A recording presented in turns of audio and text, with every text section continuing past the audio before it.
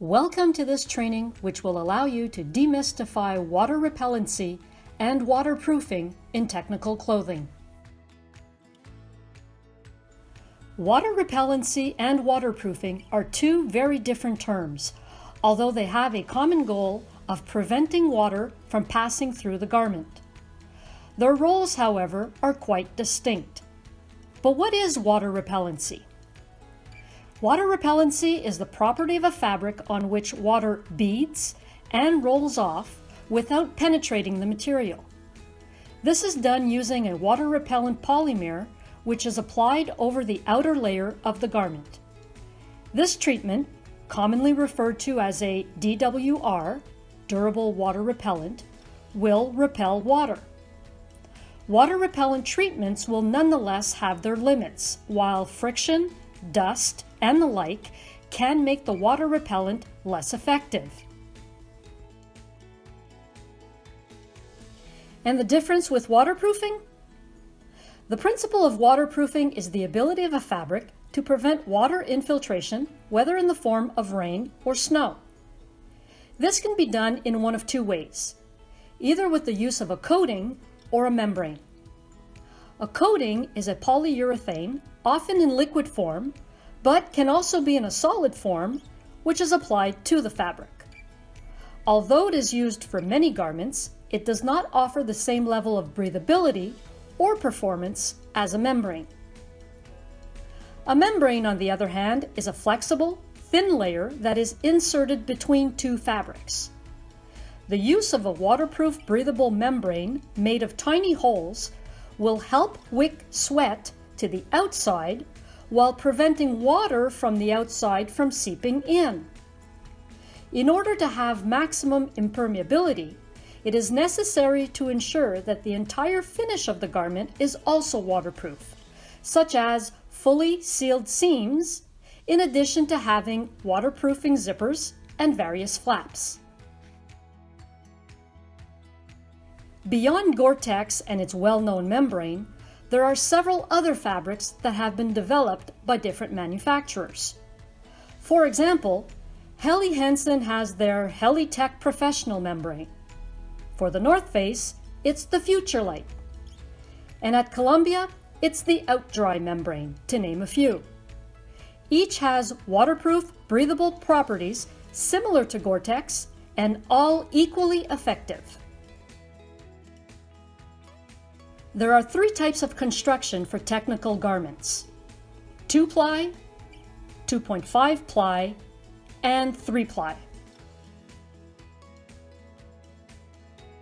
When referring to a 2-ply construction, a coating is applied to the inner part of the outer fabric. This construction usually requires a separate liner of either mesh or nylon. This type of clothing is practical for urban use or for travel, and since it offers very little ventilation, it will not be ideal for high-intensity activities. As for the 2.5-ply construction, it is the same construction as the 2-ply. However, there is no lining on the inside. The 0.5 layer comes from a protective film or print applied directly to the inside of the garment. This type of clothing can be used for higher intensity activities such as hiking. It often has pit zips to allow for more ventilation and is generally lighter and more compressible than the 3-ply.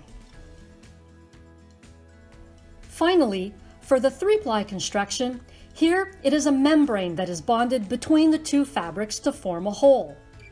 All seams will also be sealed to maximize the garment's waterproof performance.